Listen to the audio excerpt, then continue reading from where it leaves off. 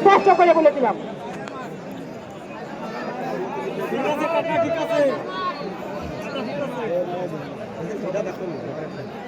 আদুর আগ্রহে বসে থাকা সেই লড়াই মনে হচ্ছে সফল হতে চলেছে। একটা সময় ধরে চলছে লড়াই।